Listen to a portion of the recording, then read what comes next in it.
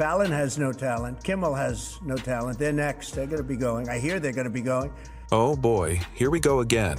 Trump out here acting like the Simon Cowell of authoritarian politics. He's not a president. He's an angry Yelp reviewer for comedians. Fallon has no talent. Kimmel has no talent. Excuse me, Donnie. The only person with less talent than you is Jared Kushner trying to explain Middle East peace like it's a group project he didn't study for. And look at the mob boss phrasing. They're next. That's not political commentary, that's a threat. Imagine the sitting president of the United States treating late-night comedians like mob rivals he's about to whack. This is straight out of a bad Scorsese knockoff. This isn't about comedy, people. It's about power. Trump can't stand being laughed at because authoritarian strongmen know humor is their kryptonite. When Colbert clowns him on TV, millions of Americans are reminded that the emperor of MAGA has no clothes, except maybe a golf shirt 2 sizes too small. An ABC spokesperson confirms that Jimmy Kimmel's late-night show has been preempted indefinitely. Now, it comes just hours after a large set of ABC affiliates announced they would refuse to air Kimmel's show. They say because of comments the late-night host made on Monday night relating to the motives of the man that shot and killed Charlie Kirk, wrongly suggesting the killer was part of the MAGA movement. He was not. Nexstar, the largest owner of local stations in the country, came out and said it, quote, strongly objects to recent comments made by Kimmel concerning the killing of Charlie Kirk and will replace the show with other programming. Let's call this what it is. Political censorship dressed up as affiliate business decisions. They're not pulling Kimmel off because of one wrong detail about Charlie Kirk. Please. This is about silencing a critic who dared to roast Trump and the MAGA machine. Notice the timing?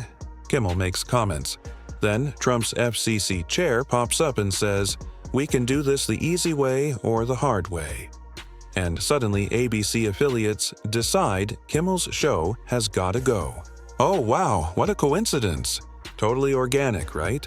This is how freedom of speech dies in America. Not with a bang, but with a corporate press release approved by the MAGA thought police. And conservatives love to whine about cancel culture. Remember that? But here they are, literally canceling people off the airwaves because they don't like the jokes.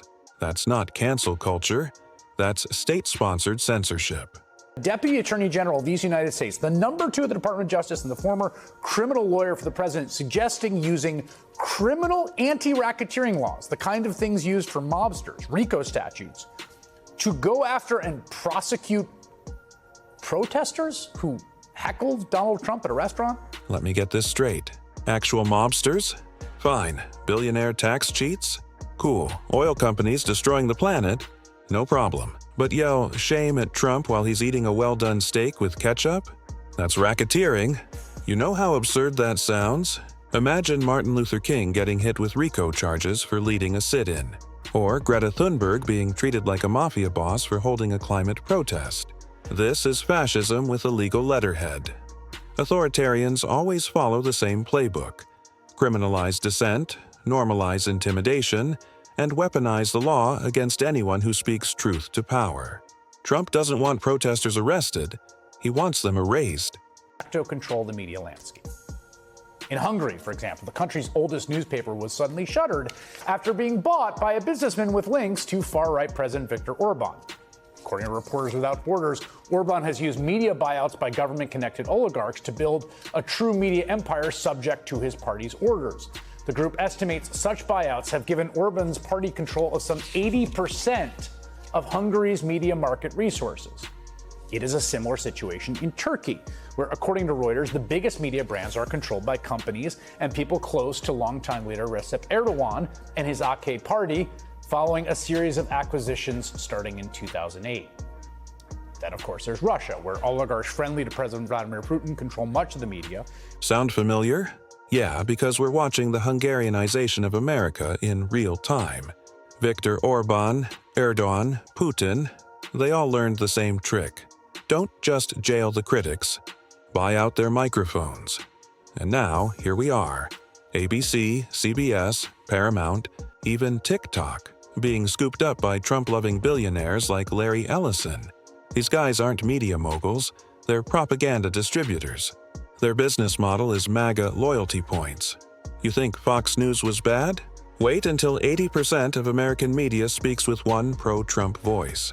At that point, you won't even need censorship, because the only thing left on air will be state-friendly news, aka conservative fan fiction.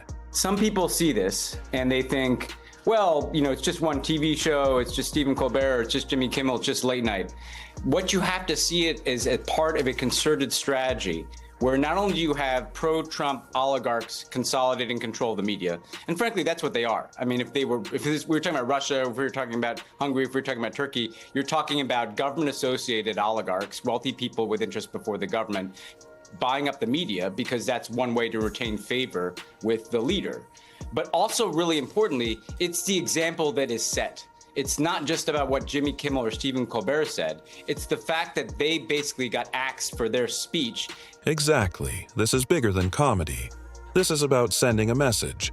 Step out of line, make one too many Trump jokes, and you're gone. Comedy has always been the canary in the coal mine of democracy. From Lenny Bruce to Jon Stewart, comedians have poked the bear, exposed hypocrisy, and reminded us that laughter is resistance. When authoritarianism rises, comedy is always one of the first things to go. And here's the scary part. Trump doesn't even need to send police to drag Colbert off stage.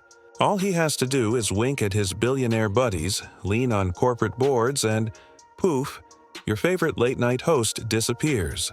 That's soft censorship. That's corporate authoritarianism. So here's the bottom line.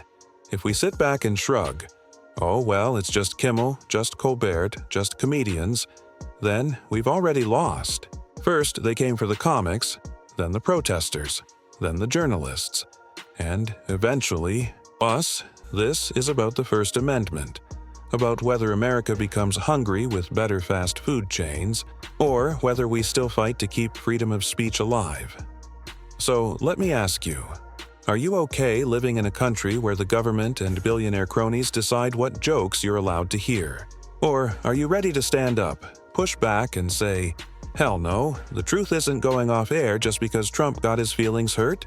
Drop your thoughts below. And don't just comment. Share this video, because spreading awareness is the first step to making sure they don't succeed in silencing us all.